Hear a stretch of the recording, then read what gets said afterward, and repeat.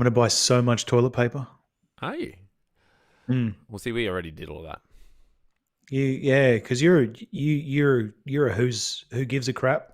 Is that right? You're a who gives a crap purchaser. I'm the type of person who does give a crap, but no, I'm not a who's give a crap purchaser. I purchase through Amazon, and we just buy in bulk.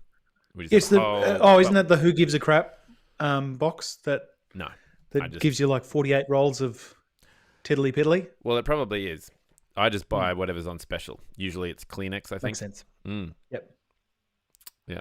Who gives a crap, really? We're a bit of a 3-ply family, we are. Huh. Yeah.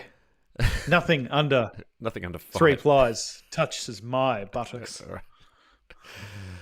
Dear me. The sensitives of my sensitives. Well, yeah. Is there anything you want to talk about before I hit the button, Jake? Is there anything you need to, vent about, get off your chest or anything? You're right. Okay. Well, we are live. We are live. I'm just letting you know we are live. That's okay. Not to say anything. Oh, is that what the on the air you're in the broadcast means? Yes, that's right. Oh, is that what it says? Okay. Yeah, it says on the air you're in the broadcast. Oh, I don't have that. Yeah, well, you're the one that presses the button. I've just got all this. Actually, stuff you should have something. You should have something. Well, basically, the show for those who don't know. Well, for those who don't know, understand the biz, the show is basically Jake talking and me pretending to listen while I look at all the stuff that's on the screen in front of me and go, oh, is that what that means? And then I go, hey, Jake, guess what I can do? Get it. And then I wonder what happens if I press the glockenspiel button. All that, apparently. I should let you know, Greg, that doesn't necessarily make it onto the recording. No, it doesn't. No, it doesn't because I don't use this recording anymore. I do the 2 separate tracks, so that's why it's a tough call, Jake. Do I use the sound effects and then put them in later?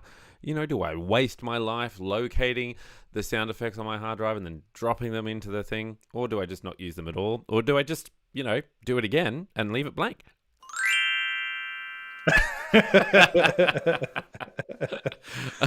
Only the listeners to the Authentic Podcast will know. Yep. Only the live listeners. That's right. There it is. Yeah. Bit of smooth jazz in the ears. We're starting where we finished last episode. Hello and welcome to The Pouch, the podcast equivalent of a microwave hot dog with a lava exterior and an Arctic interior that takes a not-so-serious look at the week in Australian news and or politics. I'm Greg, putting the essential back into essential oil, Savage. And I'm Jake. My favourite thing about not being locked down is... Oh, whoops. I spoke a little bit too soon. Far Wharton. On today's episode, we talk poll redemption, cabinet revenge, and empty coffers. Also, so very much more. I'm excited, Jake. This has honestly been the highlight of my day. In the spirit of reconciliation. Also, Cabinet Revenge would make a great band name. That is a great horror film. Yeah. I'm sick of you mixing up your plastic plates with your ceramic plates. Yeah. I will get my revenge. Your good China goes I'm also there. quite Scottish or something. The Revenge of the Scottish Cabinet. Yeah. What about Revenge of Cabinets in Space? That's number 3. Too far. Yeah. In the spirit of reconciliation and recognition, we acknowledge the traditional custodians of the land on which Jake and I are podcasting today, and we recognise the continuing connection to land, water, and community. We pay our respects to elders past and present and emerging. Something funny happened on the way to the show today, Jake. Yes. On the way to the You were eating a hot dog that had a lava exterior and an Arctic interior? Well, I'm off the hot dogs. I'm off the hot dogs. Okay. Pretty well off everything at this stage. But I can delve into that a little later. What happened to me on the way to the podcast this evening, Jake, was I was thinking, maybe 2-3 days ago, I was thinking to myself, gosh, I've got to be careful not to talk about lockdown too much because it's really just a New South Wales thing. It's really just a Sydney thing, and I'm just living it, so it's just my thing. And this podcast is meant to be about Australia, and we try and consciously talk about what's that other one, South Australia? Does that exist? Yep. And other places that are also in Australia. And so I try and not be too New South Wales centric. Lo and behold. Yeah, everywhere else is locked down. The gods of I don't know, something, came on. Well, now we have a reason to discuss exactly South Australia exactly and Tasmania. Well, I don't know about South Australia because the news article that I read didn't have anything about that. No, the travel bubble with New Zealand is still in effect for Tasmania and South Australia because they don't have any lockdowns. They are preventing travel from people from other states, but other than that, no, they're golden. And you know what? This is just a constant reminder. I remember when the pandemic first started, and I could rattle off all the rules. I could rattle off everything that was happening. I could say, "Yep, this is why we're doing this. This is why we're doing that." Now it's just insane, right? Like I just cannot keep up with it. In fact, the news article that I'm reading from at the moment, which says lockdowns, mask mandates, and new vaccine rules. Here's the latest COVID-19 news across Australia. It says it's been another huge day of coronavirus news in Australia, and we won't blame you if you weren't able to keep up with it all. And me being in lockdown with nothing much better to do other than to look at the news articles, still couldn't keep up with it. So, There's too many of them. Southeast Queensland, that's you, Jake? Yes. What's it like? CQ, yeah. You're live from lockdown. I can tell. You know, it's a very different show tonight, isn't it? Like we're both in our rooms. We've both got sort of backgrounds that are reflective of indoors. It's a really different vibe. We normally podcast from outdoors. Yeah, no, you're absolutely right. It's from 6 p.m. this evening, so an hour and a bit ago, Southeast Queensland has locked down. And I should say also, it's the first regional Queensland lockdowns as well, because one of the cases involved a mine worker who travelled to a regional town in order to carry out their mining duties. Well, you've also got Townsville's in lockdown. Hello, everyone listening from Townsville. Hello, Townsville. You know, live there for 5 or 6 years or something like that. I don't know. They don't use numbers in Townsville. No, they don't even use the metric system. No. Why would you? Don't need it. Out there on the promenade, don't need numbers there. Anyway, they do use the metric system up there. In fact, they use unless you go to Magnetic Island, in which case it's a totally different time, a time frame that happens on there. It's a bit like entering a time warp. They're in lockdown. Magnetic Island's in lockdown. Townsville's in lockdown. It's all happening. So South East Queensland, Townsville, Palm Island, Magnetic Island begins 6 p.m. tonight and run until at least 6 p.m. on Friday. The caveat being least. Yeah. Then we move. So they're counting case numbers until we figure out what we need to do next. Whether the 3-day circuit breaker lockdown was enough, or whether in fact we need to lock down for a little bit longer. Well, we don't even use the word lockdown in New South Wales, Jake. No. Actually, I think you're allergic to the words lockdown. Well, yeah, we have stay-at-home orders. Yep. No new cases for Western Australia on day one of lockdown. So Western Australia in lockdown. Western Australian Premier Mark McGowan said the case numbers were encouraging news, but there was still a long way to go for the state. And I think Perth and Peel are blocked off to the rest of the country, like you're not allowed to fly in there, whatever. Western Australia has also reinstated a hard border with Queensland from today. New South Wales recorded 19 cases. 17 of those cases has been linked, with 2 still under investigation. Brings the total number of cases up to 149, Jake. It's a big number. South Australia has, I just recall, South Australia did actually increase their alert level and they reinstated mask wearing, but that's just a precaution. Okay. Just a precaution. Yeah, very precautionary. They are precautious down there, aren't they? They are precautious and precocious and precarious. Right on that. They're right also on the edge there. They're being precautious because of the whatever you said. Yes, the ocean. Precarious. Yeah. The precarious. Yep. 2 new cases for the Northern Territory. The cases are the wife and daughter of a previous positive case. The number of cases from the outbreak at the Central Australian mine now stands at 9. If only there was an easy way to remember that. 9 and 9. I don't know. No, there was good news in Victoria. What are they? Victoria had 0 locally acquired cases today, as the state continues to emerge from its lockdown. It's the 3rd day in a row of 0 locally acquired cases for the state. There were 27,723 tests yesterday and a total of 18,597 doses of vaccine administered. South Australia. It's pretty huge. We're administering around 2 new cases. They must be internationally acquired. I don't know if you can see the door behind me opening, but I Yes. have sneaking suspicion that a young cat has decided to join me. Hello, Great. young cat. Yeah, join in. You are not invited. Yeah. I'll pay Hello, young the cat. cat as much as I do Jake. South Australia has recorded 2 new cases. Deserved. But Jake, you are a very intelligent young man. But both were in hotel quarantine and acquired the illness overseas. Anyway, we don't have to go on with this too much. But Tasmania has closed its border into more regions. No new cases in the ACT. Congratulations, ACT. Well done.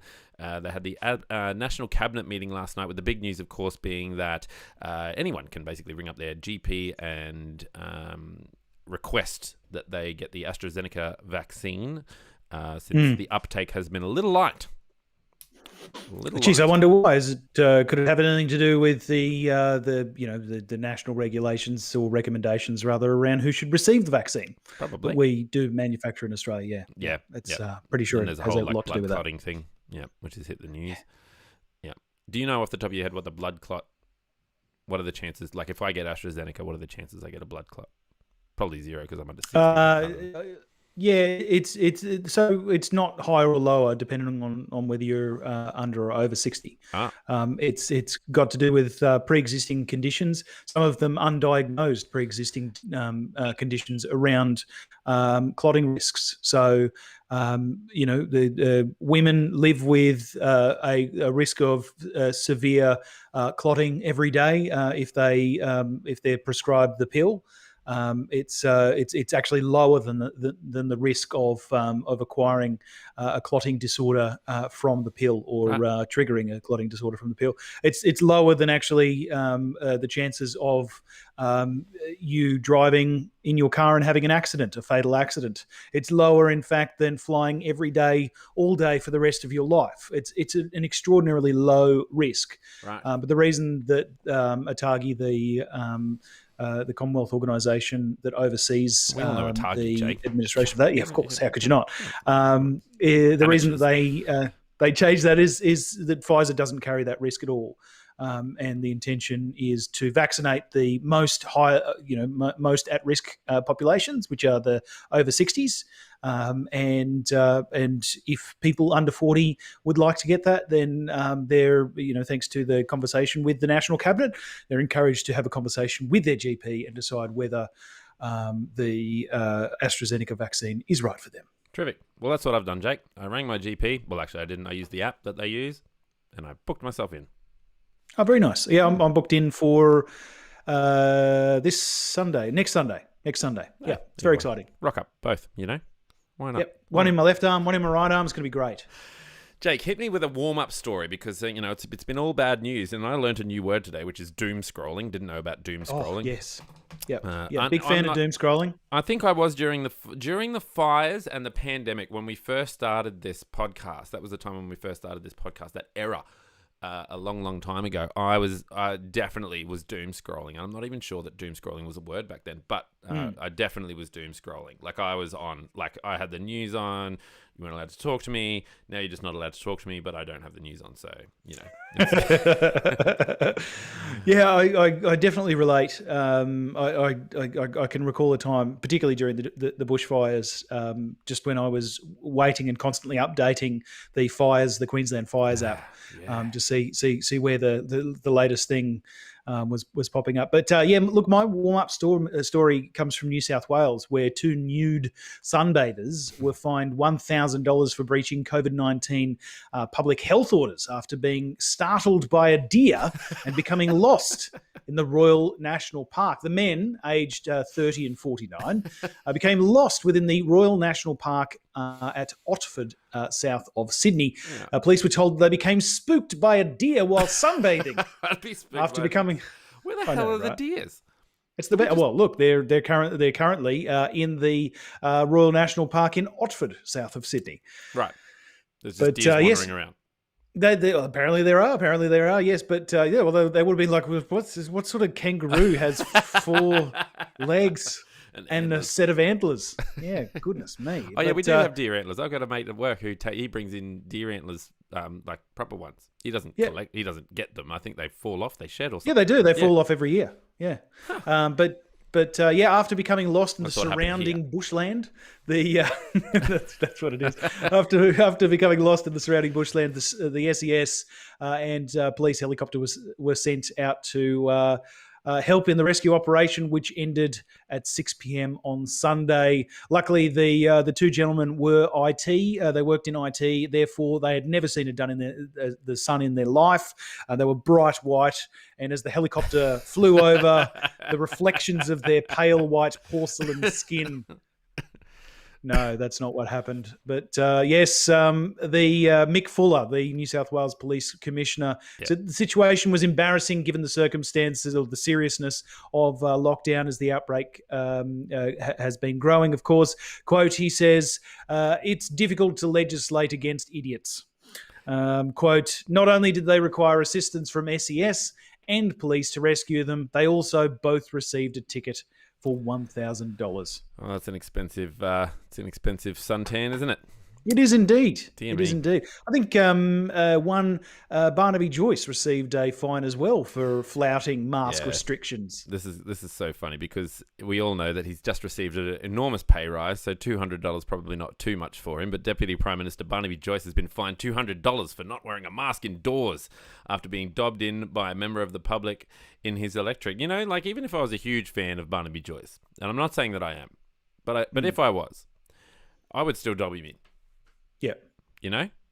Like you could be no my double favorite standards. you could be my favorite person in the world. You know? You could be I don't know, Colonel Sanders from KFC and I would still dob you in. Yeah, yeah. I think what's interesting That's weird about that this was is the only famous person that I could think of for that joke. Yeah, no, it worked. It totally worked. Did it? I was on board. Yeah, Okay. absolutely. All right. I think the best thing about this, and just to bring it back to national and federal politics, is that Craig Kelly, I can imagine, is just looking at Barnaby Joyce saying, oh, man, gosh, I could do with a leader like that. Well, and good old George Christensen, who's just resigned from the National Party, is probably looking back and thinking, gosh, I could really do with a leader like that. Maybe I won't. Maybe I won't resign. Yeah. It is bizarre, isn't it? It's just been a week of bizarreness in that sort of national thing. And you know what? I bet you they are. Well, no, I don't want to think that. I don't want to think that they're thanking their lucky stars that there's this other news which is overshadowing all of their nonsense. But you never know. You never know, I guess, when people are doing this. He was fueling up, by the way. He said, I went to the Caltex service station. I was going to the airport. I forgot to get fuel for Vicky. Filled the car up with fuel, went in 30 seconds later. $200 it cost me because I didn't wear one of these, he said, brandishing a disposable mask on camera. Also, the fuel would have cost a reasonable amount as well. Yeah, fuel does cost a reasonable amount. It does. I got a news unreasonable amount. I got a news article the other day saying it's time to fuel up because fuel prices are going to go up because whatever benchmark they use for the fuel, some 95 thing in Singapore or something like that, has gone through the roof. So fuel was meant to be really, really expensive. Anyway. Good time to buy an electric car. Great time to buy an electric car. There's no time like the present to buy an electric car. I think we're meant to be getting some incentives or something for that, aren't we? Yep, they just happened this last week. They were passed through Parliament. There's huge tax incentives. Great. As well as an initial purchasing. I don't think you have to pay stamp duty. How cool is that? I do love some good tax incentives. Speaking of tax, Jake, 2 more days. It's exciting. Yeah, I reckon. Oh, it's actually one of my favourite times of the year. Of course. Hey, we should do a live stream of us doing our tax together. That'd be fun. Oh, yeah, no, I'll do my tax and you can. As long as I don't have tax. to show my screen. Now, although you might be under the illusion that we just did 2 warm-up stories, we didn't. That's the illusion. These are not the warm-up stories you're looking for. No. This was my warm-up story. I like to go straight for the jugular here. Australia has delivered strikingly poor results on a new human rights scorecard. The upholding of human rights in Australia did not improve last year, and government responses to the coronavirus pandemic caused a range of breaches, especially for vulnerable populations, human rights experts say. The observations are made in the latest Human Rights Measurement Initiative, the HRMI, or HUMI, tracker, which logs and compares the human rights performances of about 200 countries across the world. Researchers analysed data from the international databases and surveyed human rights experts to calculate a range of scores of countries over the course of 2020. And it will come to you as no surprise, Jake, that the latest tracker for Australia includes many positive scores. the researcher says. However, also some strikingly poor results, particularly in terms of who is most at risk of rights abuses. It's certainly true, he said, that Aboriginal and Torres Strait Islanders, people with disabilities, people with low socioeconomic status, and refugees and asylum seekers are identified as being at risk of violations of nearly every right that we measured. Hermy strategy lead Talia Kehoe Rowden told SBS News. Across 4 rights, education, food, health, and work, the tracker gave Australia a bad score. Do you want to guess our score? 2. Out of 10. 7. Close. Close enough is good enough. 7.5. 7.9. Yay. 7.9 out of 10. Given its resources to potentially fully uphold those rights, which is close to the average compared to other high-income countries. Last year, our score was 8.5. But New Zealand was given a score equivalent to 8.4 and the US 7.5. Anyway, Australians were judged this year with a score of 6.5 as having a fair safety from the state, a category that measures things such as freedom from torture, ill treatment, and arbitrary or political arrest. The US scored 4.2.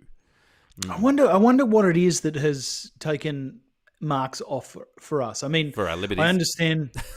Yeah, well, yeah, but they're not necessarily liberties that we were reluctant to give. I mean, the majority of us that were reluctant to give up in light of COVID. I mean, there was always protesters. Yeah. But generally speaking, we've reacted reasonably favourably towards restrictions that prevented, death en masse. All right. Well, let me give you some concrete examples here, Jake, because we are all about the concrete examples here at the Pouch the Podcast.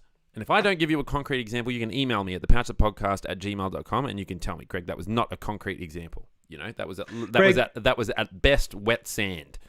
Greg, it was an okay example. Yep. No. Here we go. They singled out instances of people in lockdown not being supplied with culturally appropriate food, people in aged care homes not being admitted to hospital, and visa holders and undocumented people not being given access to income support as examples of poor outcomes. The Victorian Ombudsman, Jake, late last year said human rights were breached when the state government launched an immediate hard lockdown in July of the 9 public housing towers in Melbourne. So there you go. There's some concrete examples of where we that makes perfect sense. Yeah. Knocked off a few points, Makes a lot of sense. It's always interesting to see how we fare against other countries. But I would suggest that I think we're being marked very hard. Good. We want a half decent benchmark for human rights, Jake. We do. We want a half decent benchmark, but I think we're being punished. Well, you take it up, Jake. You take it up with the Hermy. I will. Hermy, yeah, I will. Hermy, I'm coming for you. Anyway, most countries have gone backwards. A lot of it they put on down to the pandemic, particularly in terms of education, particularly in terms of internet access. So many people not having the correct access to be able to get those educations. So anyway, it continues on, Jake. It does continue on. I'll put a link in the podcasty type description-y thing that no one, I'm sure, confident ever clicks on. I do. I look. Every week? Yeah, every week. That's nice. Religiously. Is it? It is actually my religion. It's become a religion, yeah. All right, Jake. Now, this is great news, right? This is great news if you are a Bill Shorten / Labour supporter. They have regained lead as COVID crisis escalates. Is Barnaby Joyce an electoral asset, Jake, or is that a rhetorical question? Well, it is definitely a rhetorical question, Greg, because essentially it's too early to tell. Those who were immediately put off. Well, I like to set up occasions for myself to look great and for you to look less great. It's that's just called the podcast. All right, carry on. I feel as though that's doing my civic duty. But yes, the this week's news poll conducted June 23 to 26, reasonably large sample size of the population, 1,513 people. It's given Labor, the Labor Party, on a two-party preferred basis, a 51 to 49 lead. which is essentially a 1 point gain since the previous news poll, which was 3 weeks ago, Greg. Wow. The primary votes for the primary votes, primary votes for the selection were 41% coalition, which remained steady, 37% Labor, which is up 1, 11% Greens, which is steady, 3% One Nation.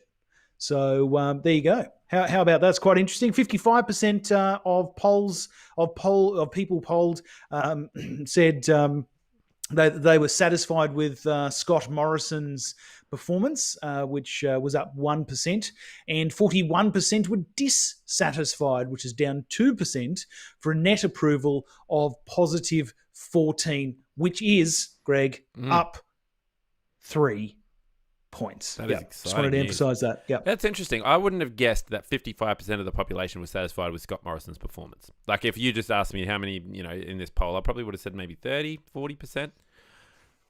And that's with me adding some on to what I imagine, is going on in people's minds at the moment. Anyway, but it has gone down to 2 points, I guess.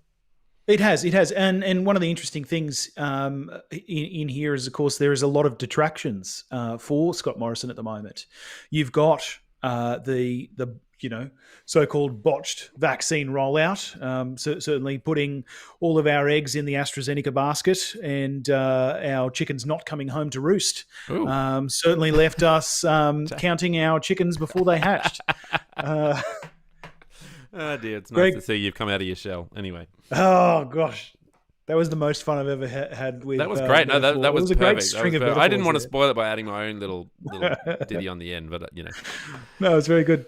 But certainly there is the so-called botched vaccine rollout. There is certainly the pushback from the federal government around quarantine facilities, something that the state governments have been going hard at on the Prime Minister for some time, and certainly that was emphasised in yesterday's emergency national cabinet, the wartime cabinet. Yes, reconvened for a second time in 6 weeks, I think it was. Wow! So and they thought they were done. They thought the bus had well and truly left. Exactly, wartime cabinet. What happens to wartime cabinet? You have daily scrums.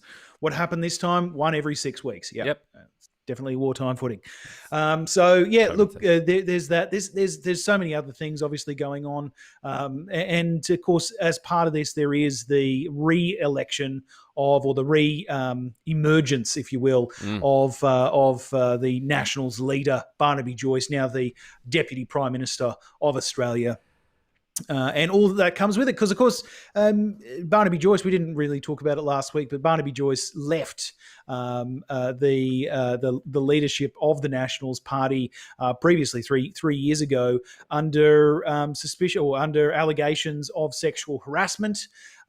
He had, of course, recently left his wife in favour of his former staffer, former secretary, press secretary, whom he had an affair with, and 2 children since.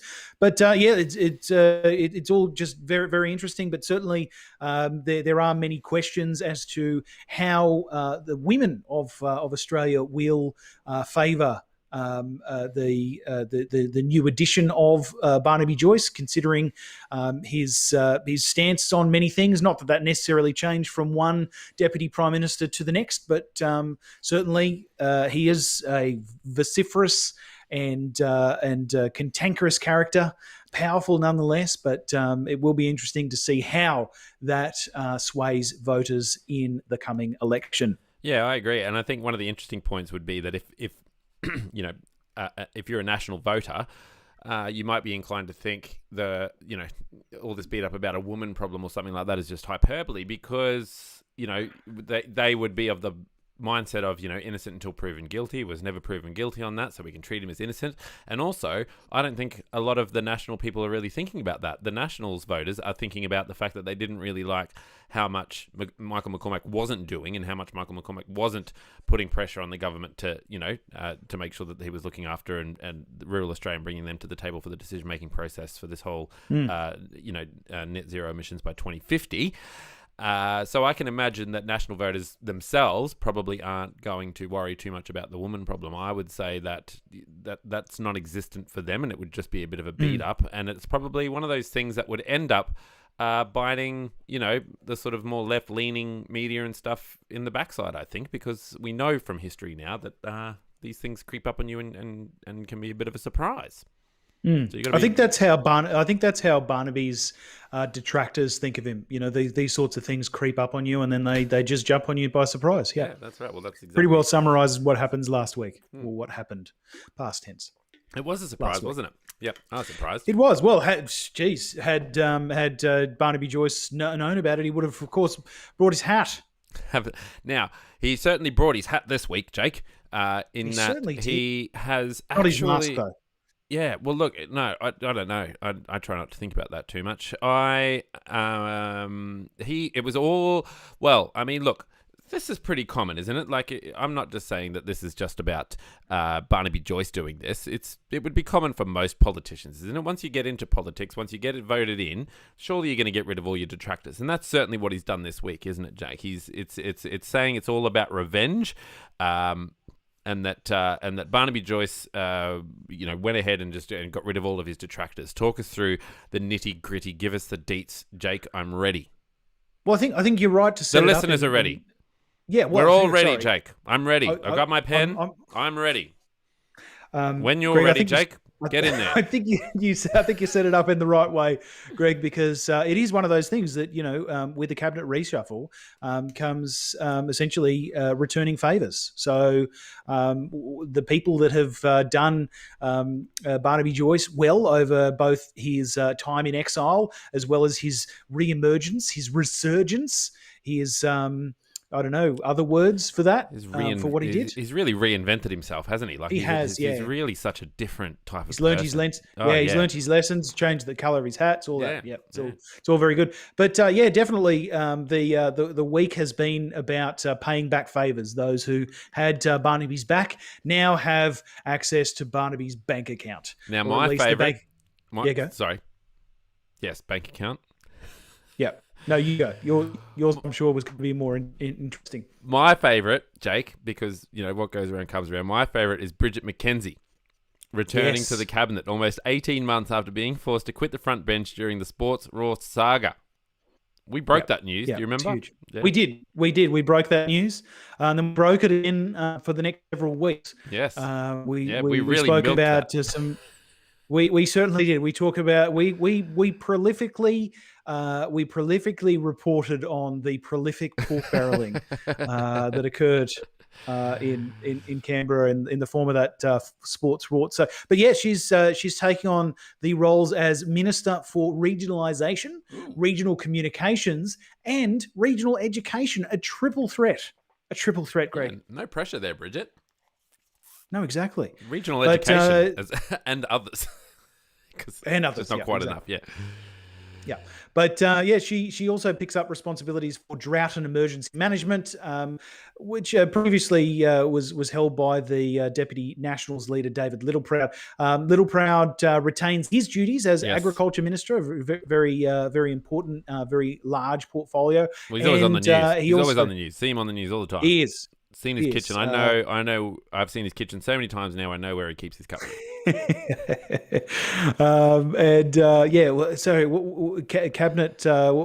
reshuffle. The band shuffle, cabinet reshuffle, cabinet revenge. Yeah. Cabinet revenge, yes, and he's also gaining the Minister for Australia. Now, Darren Chester, who's quite an interesting one, he had the Veteran Affairs and Defence Personnel portfolios, and he's been replaced by the New South Wales MP Andrew Gee. Now, interestingly enough, Darren Chester, who pretty soon after being sacked, had a conversation with Barnaby Joyce, and he said Mr. Chester apologised to regional communities for the Nationals' conduct last week when Michael McCormack was toppled, saying that essentially Michael McCormack was going to do more for these regional communities than Mr. than Barnaby Joyce was going to do. He said, quote, "The conduct by my federal parliamentary team wasn't good enough. We're sent to Canberra to fight for them, not fight for each other. And I was very disappointed to be caught up in the middle of that." Yeah. He said that he had a conversation with Barnaby Joyce and that conversation was frankly incoherent and told the Australian people to watch out. Did he say it was Whatever that incoherent? means. Yep. Reasonably incoherent. Yep. Reasonably incoherent. Yep. Uh-huh. Yep. Yeah. Yeah, very unfortunate. That's another name for a band. But exactly. Oh, yeah, reasonably incoherent. I love that. It's a good band name. Yes, members of the Veterans Affairs community had warned Mr. Joyce and Prime Minister Scott Morrison against shifting Darren Chester out of the role, given a Royal Commission into Veteran Suicides is in fact, of course, imminent. Yes. But interestingly enough, Darren Chester has touted a number of times that he would, if dumped by the Nationals or if he had his portfolio dumped, he would look to defect either to the Liberal Party, where he seems to have garnered some amount of favour, or an independent. So it'll be interesting to see what occurs over there.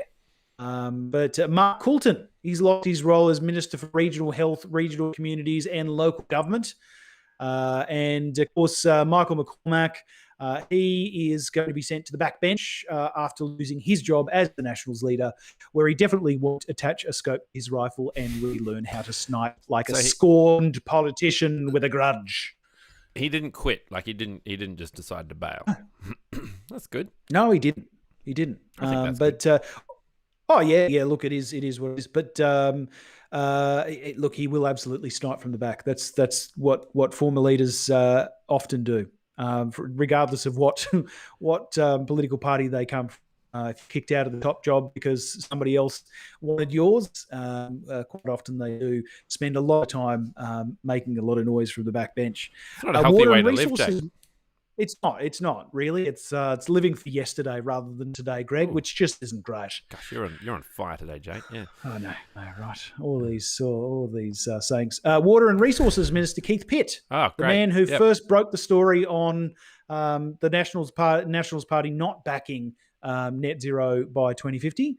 Yep. Classic Keith. He retains his portfolios, but he's been pushed out of cabinet, which is unfortunate. Yeah. His new leader has defended that decision, denying the Nationals are not giving the resources industry enough prominence in the ministry. Quote, "Keith Pitt will remain over his portfolio like a bad suit," Mr. Joyce said.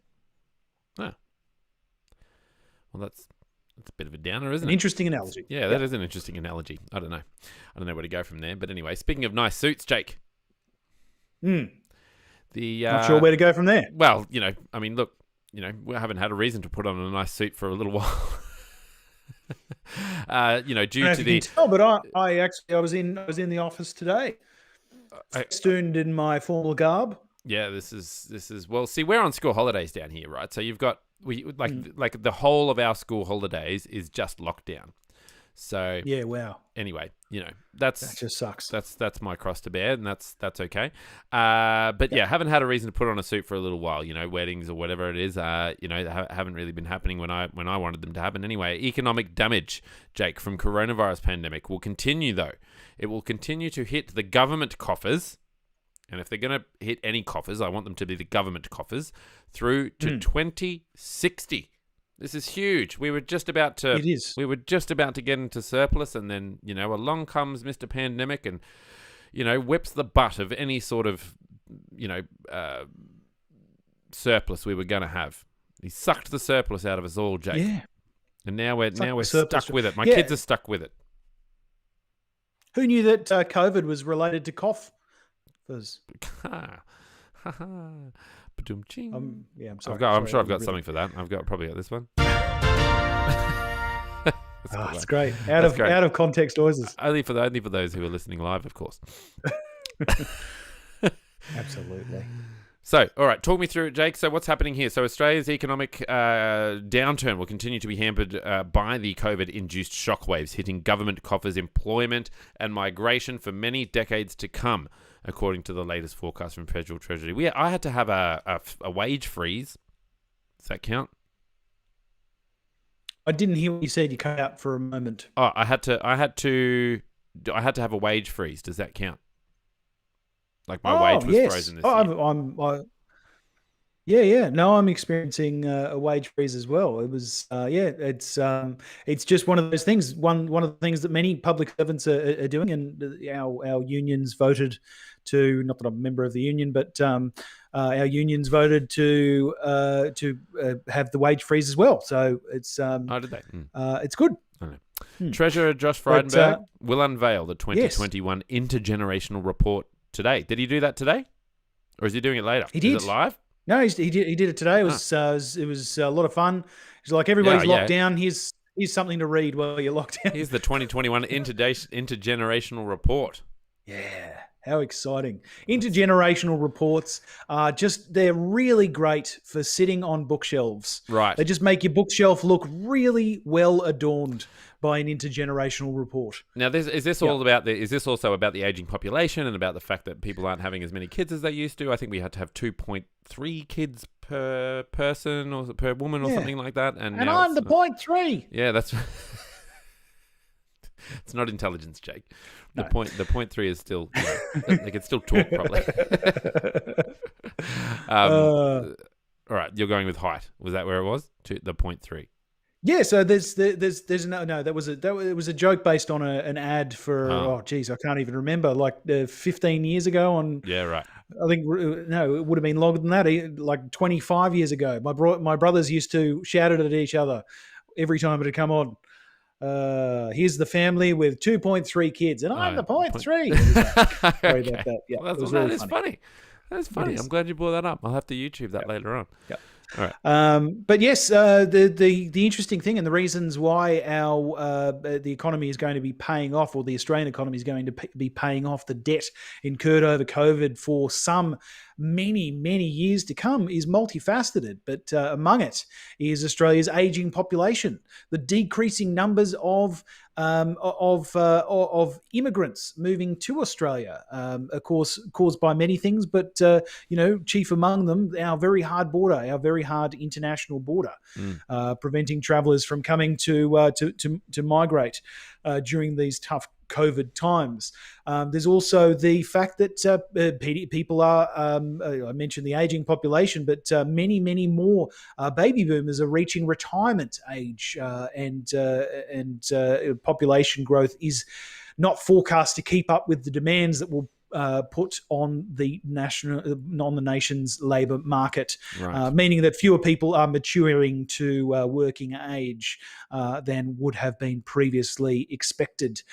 So the report shows the ratio of people of working age to those at retirement age will continue to drop over the forecast period. In the early 80s, there were more than 6 people working for every Australian aged over 65, and today that's dropped to just 4 workers, and by 2060 it will be less than 3 workers. So yeah, pretty massive changes they're expecting to occur in a period that we literally cannot foretell what will occur. Right. So I don't understand how that works. So why is that a bad thing, right? So we've got in the early 1980s, there were more than 6 people working for every Australian aged over 65. So why is that good? So it was good back then because the economy was strong. It meant we could take care of our retirees because there were fewer of them. Right. So fewer of them, and now we've got in 2060. Right. Yes, in 2060 there will be fewer people working, contributing to the economy, paying taxes, etc., compared to those leeching off the benefits of the economy, i.e., the welfare system. So yeah, it just shows that there will be fewer people contributing to the coffers in the distant future compared with what there was certainly back in the 80s, and certainly as it pertains to today. So yeah, very interesting. Okay, all right. And if that drops off, what happens if there's more people over 65 and less people Well, it means working? we have to figure out ways to either you have to there'll have to be mandates around self-funded retirement. Essentially mandates around needing to put more into your super fund, or indeed there will be a delayed retirement age. So they're already talking about 67, 68. Yeah, that'll By do the it. time that you and I are the same age, Greg. So by the time that we're sort of 60 or 65, the retirement age might be 72, unless we're exceedingly wealthy. Unless this podcast takes off. Oh yeah, well definitely. I mean, this is my retirement I'm on plan, board. Jake. Yeah. Exactly. And what about immigration? Like, can we? I suppose that's one way of increasing the population in a pretty swift manner, isn't it? It is, but you have to have a way of getting those people into the country. You have to give. You have to Come by find boat, a Jake. way. Yep. Not certain that that's the best idea for them. No. But I think the Prime Minister actually stopped those. He has a trophy on his desk.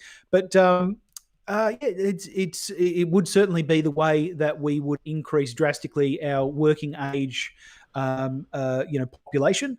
However, there are many points of detraction there. You have to support immigrants for a certain amount of time to enable them to get up onto their feet. You need to have the jobs available to immigrants depending on their skill level, depending on their education level, et cetera, et cetera. Different countries have different setups around this. Australia is currently taking plenty of skilled migrants, but not so many unskilled migrants. There are many facets to this to that, but certainly that is one way. Another way might be the old Peter Costello, John Howard way of saying, you got to have one kid for yourself, one kid for mum, one kid for dad, and one kid for the television. For the country. No, for the television, the plasma TV bonus. That was the important thing back then. Oh, that's right. How much was that? How much was the baby bonus? It was $2,000. It was great. Can you remember the time when a very small 42-inch plasma television would cost $2,000 or more? I remember working in Innisfail in Far North Queensland when sort of like plasma TVs were a thing, and there was a $10,000 plasma TV at the local Harvey Norman. And everyone was just like, whoa, this is incredible, $10,000, whoa. And there was one individual who bought that television, and it was the talk of the town. Everyone knew who that person was. And I actually got to see it with my own eyes, believe it or not. Can you imagine that? A $10,000 plasma screen TV would have had 3 pixels, awful resolution, but far out. Well, it also would have explains all been of our different to kids, CRTs. dear me. Yes. So okay. lots of interesting things. I mean, intergenerational reports are there to sort of give us a long-term view of the pressures that we can see occurring and sort of imposing on Australia over the long term, but also it's an opportunity to set strategies against those. So if we think that, for example, in 2060, only having 3 workers to 1 person in retirement is a bad thing, then we can set in motion schemes to improve that. You just give everyone $1 million, Jack. Yeah, That's my plasma theory. TV bonus over again. You give everyone $1 million, no one has to worry about money ever again.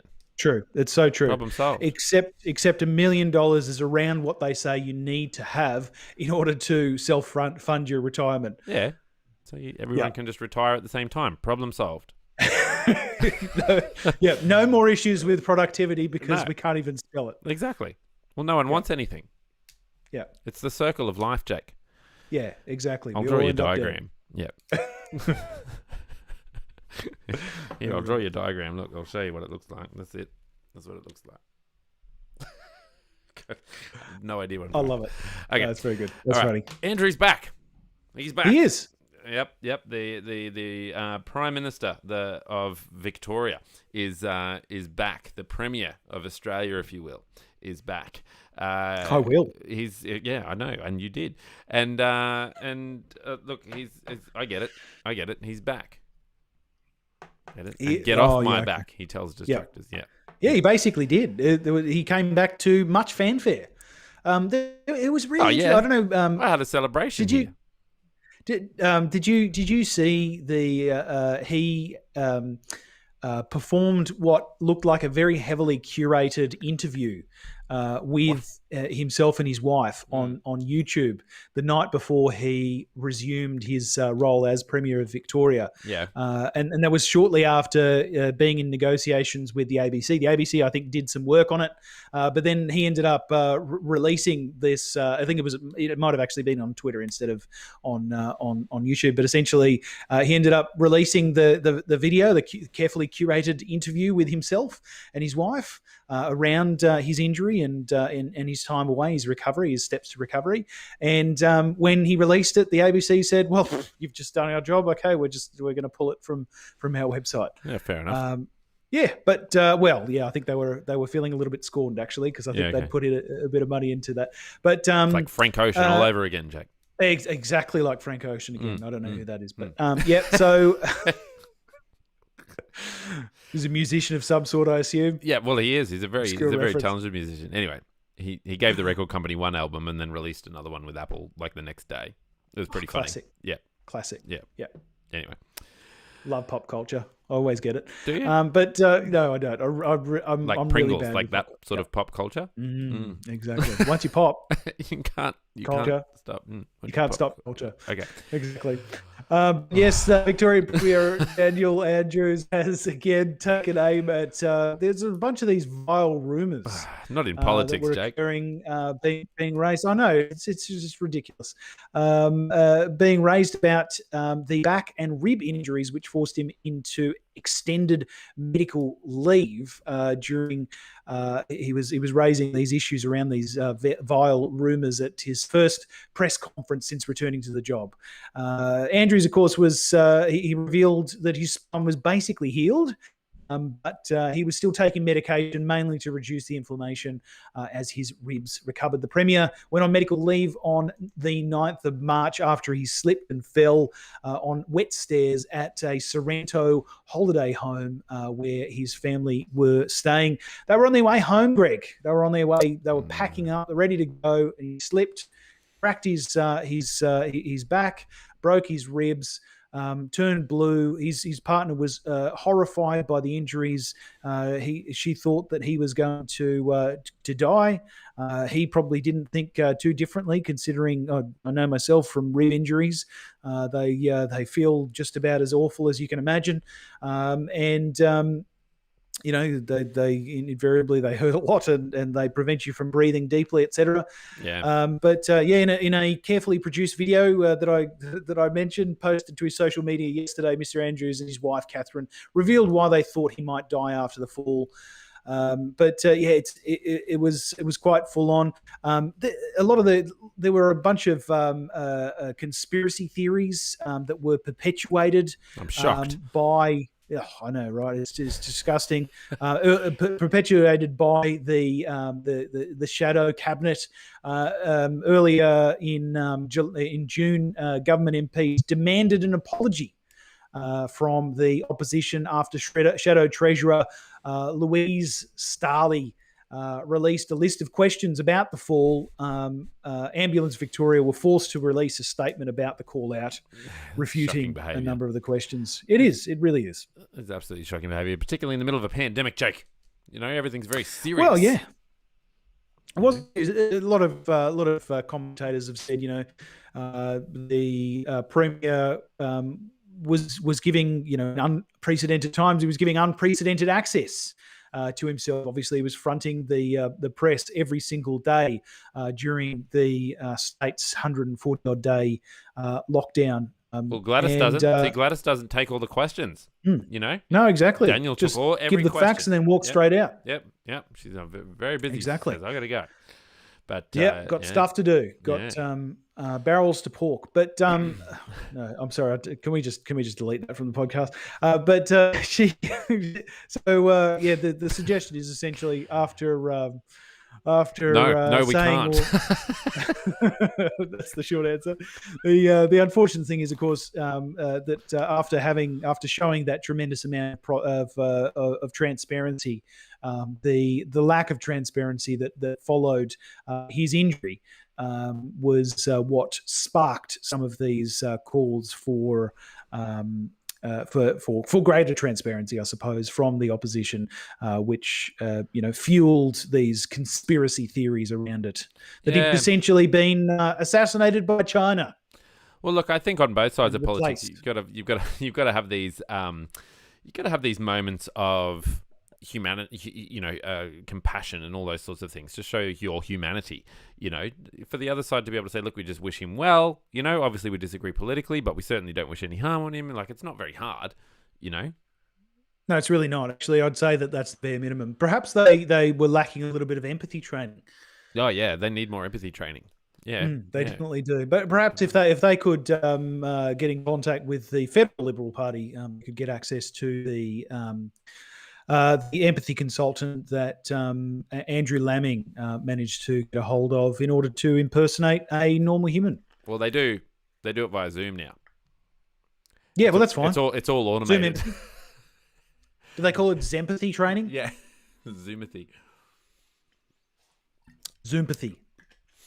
They do. I mistimed that drink. I thought you were going to continue talking for a little while. No, I'm afraid I had very little else to say. No. All right, Jake. Look, thank you for all of that. It's a good chat. It's great to be able to sort of debrief about what's happening in Australian news and politics, considering that we're pretty well all in lockdown at this stage. So, hello to all our listeners. If you are in lockdown, thank you for doing your bit for the country. If you want to get in contact with us, you can do so by emailing us at thepouchofthepodcast@gmail.com. We usually get, I don't know, occasional email telling us why we're wrong, basically once a week, Yep. But if you want to send us a nice one, we're very comfortable with being told that we're wrong. Yeah, absolutely. It's part of my life, now it's part of my life, but that's okay. I don't mind. It's all not very seriously. Thank you, Jake. And now, look, once our listeners have finished figuring out the phone number for their local GP to get their Pfizer or AstraZeneca vaccination, depending on your will and want, what would you like them to do? Love them to go to patreon.com/thepouchthepodcast and consider becoming a patron. That threw me. That baseline threw me. No doubt. And it's very smooth. If they're not ready for that level of intimacy, they could certainly consider going to their podcast player of choice and giving us a favourable review, a few stars, a cheeky several stars would be tremendous, because it does help people to find us. And it also gives us the warm and fathersies. Greg, can you imagine maintaining your cool through that string of honker noises? Yes, I can. Anyway, and if you want to share the love, you can do so by telling your friends, families, and foes to head to thepouchofthepodcast.com, where they can choose their favourite podcast player of choice and subscribe that way. Now we've got the whole song to get through. We could sing. It's very smooth. Oh yeah, maybe we need to pay someone. Maybe if you're a singer in lockdown and you want to put some lyrics over the top of our little bass line here, send us an email at thepouchpodcast@gmail.com. We will pay you. We will pay you nothing. Yeah, because we also get paid. News and politics, not so serious. I wear my pants on the outside. Not so seriously straying. News and politics, not so seriously. Very smooth, isn't it? That's my loop underneath whatever that person will sing. Yeah, I'm not sold on either of ours, really. Give us the news and the politics. Yeah, I like the falsetto. Let's get the falsetto. Okay, let's do that. Yeah. The Pouch the Podcast, it's so great. I don't like Greg, but I do like Jake. Yeah. Ready? Let's air drum. Ready? Beautiful. What a way to end. Peace out. Well ended.